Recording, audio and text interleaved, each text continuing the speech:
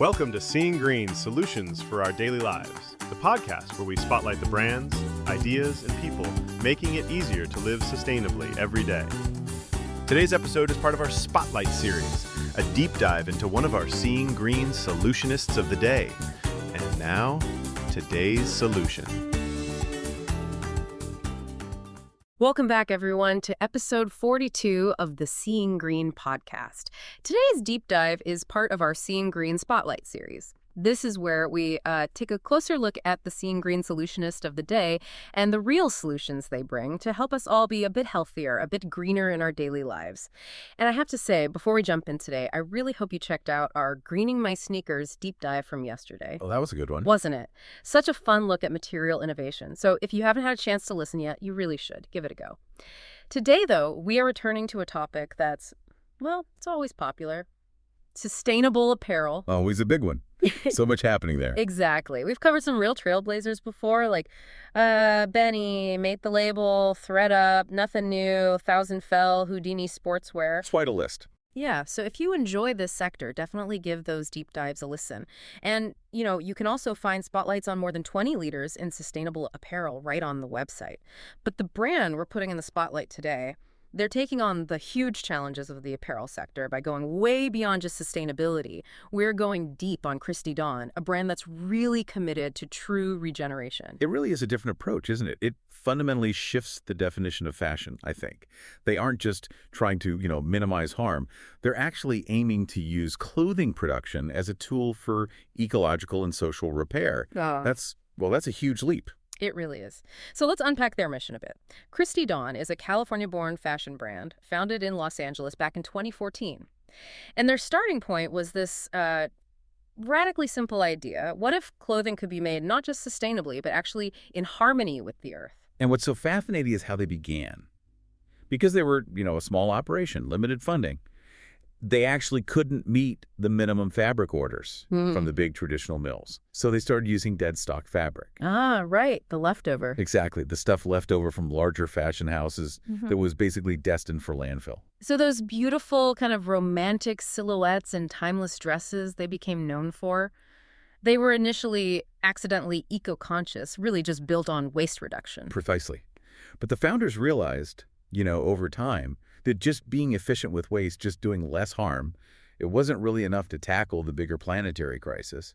So they committed to a deeper, much more intentional mission, regeneration and reciprocity. They wanted to be part of the solution, not just sort of avoiding the problem. And that ambition, it clearly resonates, right? I mean, they have a pretty high-profile following now, people like Taylor Swift, Selena Gomez, Emma Watson. Yeah, Dakota Johnson too, I think. It shows the message is getting out there. Okay, so let's talk about the products that are actually carrying its mission forward today. Christy Dawn offers, a really full range, designed for longevity. For women, they've got everything from dresses, knitwear, blouses, bottoms, intimates, loungewear, even footwear now. Right. And they also have a growing men's collection, too.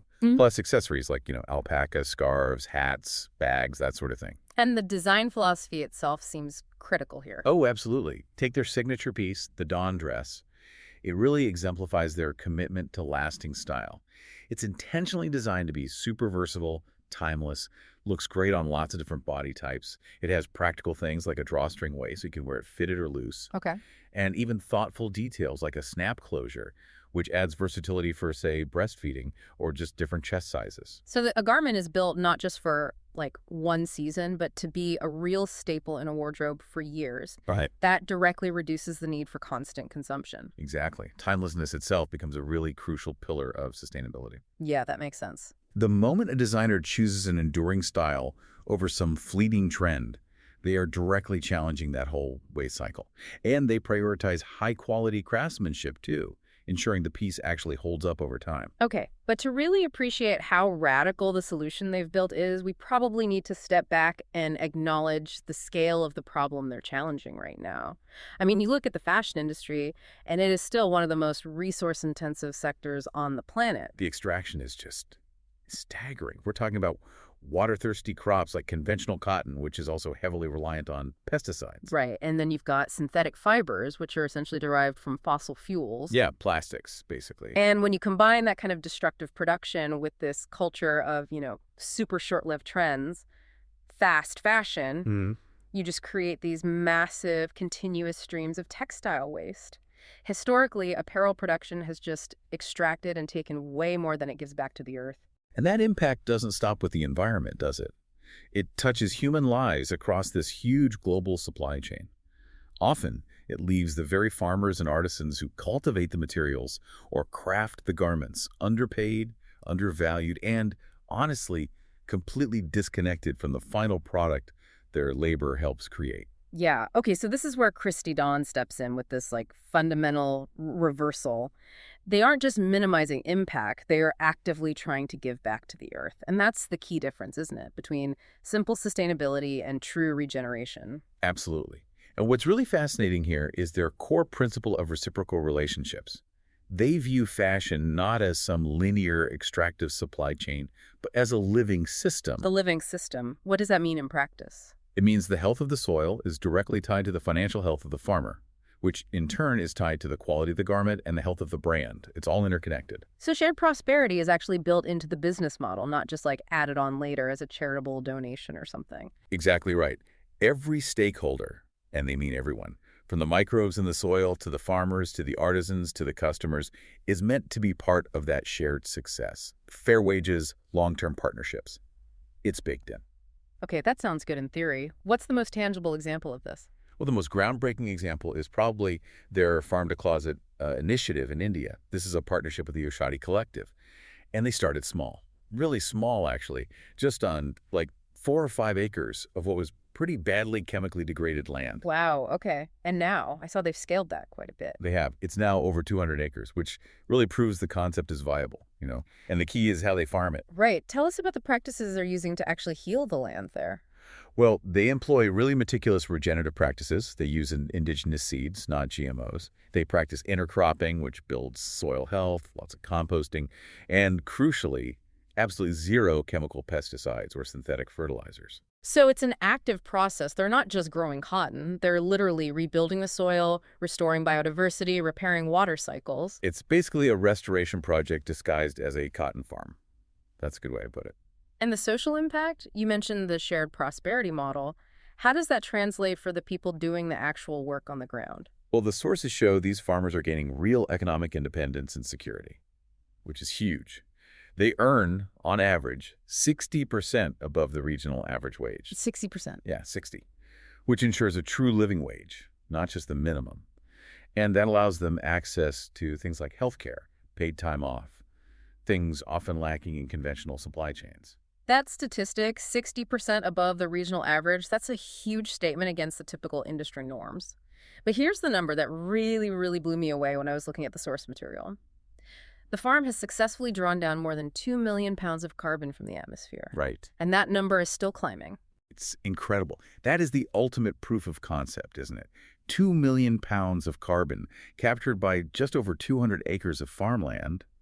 To put that in perspective, that's hundreds of times the annual carbon footprint of most individual consumers being offset by the very material used to make their clothes. It just completely changes the conversation around the impact of fashion. It really does. And they even invite customers directly into the stewardship through something called the Land Stewardship Program. Yeah, that's pretty good. You can essentially invest, I think it's $200 to cover the farming costs for a specific plot of land. It's about 3,485 square feet.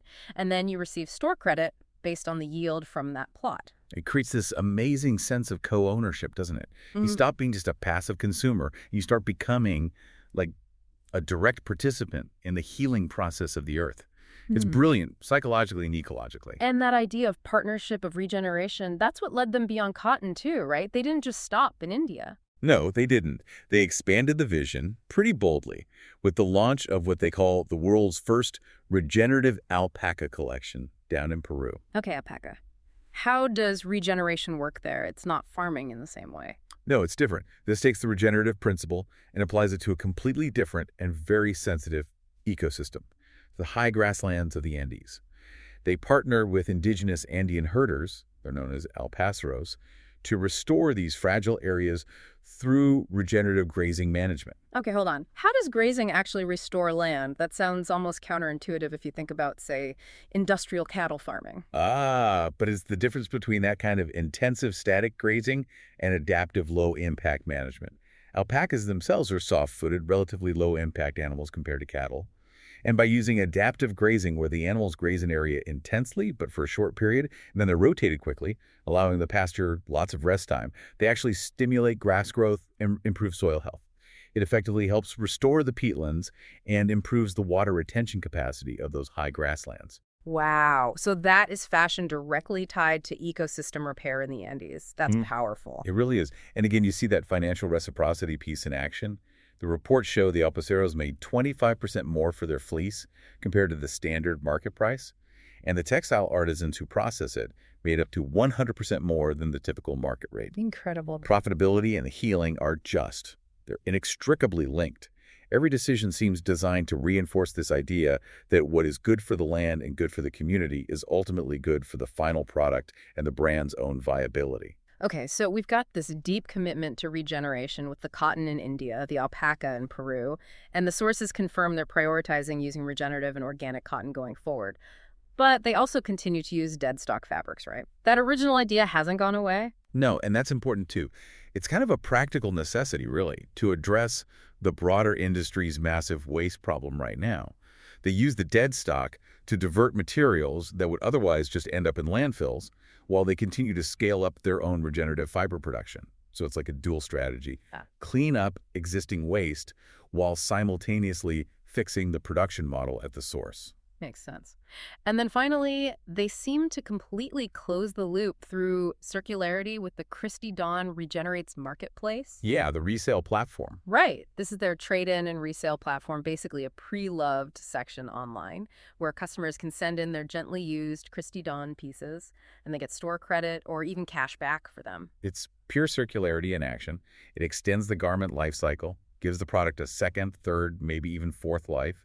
And importantly, it makes these high-quality, timeless pieces potentially more accessible to a wider range of consumers who might buy secondhand. You know, what really stands out to me through all of this is how this brand forces us to rethink our emotional connection to our clothing. That $200 investment in the land stewardship program, it's not just buying a dress anymore. It turns you from just a consumer into, like you said, a co-owner of the soil. It changes the whole relationship. It absolutely does. And it all comes back to their core belief, really. And maybe this is the final provocative thought for listeners to mull over. A garment is only truly beautiful if its creation process respects and actively preserves the earth and her people. Christy Dawn seems to be stitching that intentionality, that meaning, into every single scene. They're showing that fashion can, and maybe even should, be a source of planetary renewal, not depletion. Well said. To learn more about this incredible trailblazer, Christy Dawn, you can visit them at christydawn.com. And if you're interested in learning more about creating a greener, more sustainable daily life, definitely check out the other deep dives of the Seeing Green podcast. We have both the Spotlight series, like this one, and the Greening My series. And please subscribe while you are at it. You can also join the Seeing Green community. Just sign up on the Seeing Green website. There you can see even more trailblazers making significant strides in promoting eco-friendly living through innovative products, solutions, and practices. That's online at www.seeinggreen.eco. And don't forget to follow us at Seeing Green Eco across all the social media channels for the latest tips and solutions. We're on Instagram, YouTube, Facebook, Blue Sky, TikTok, LinkedIn, and now Pinterest too. You name it, we're probably there. Thank you so much for joining us for this deep dive in the Seeing Green Spotlight series. Until next time, keep seeing green.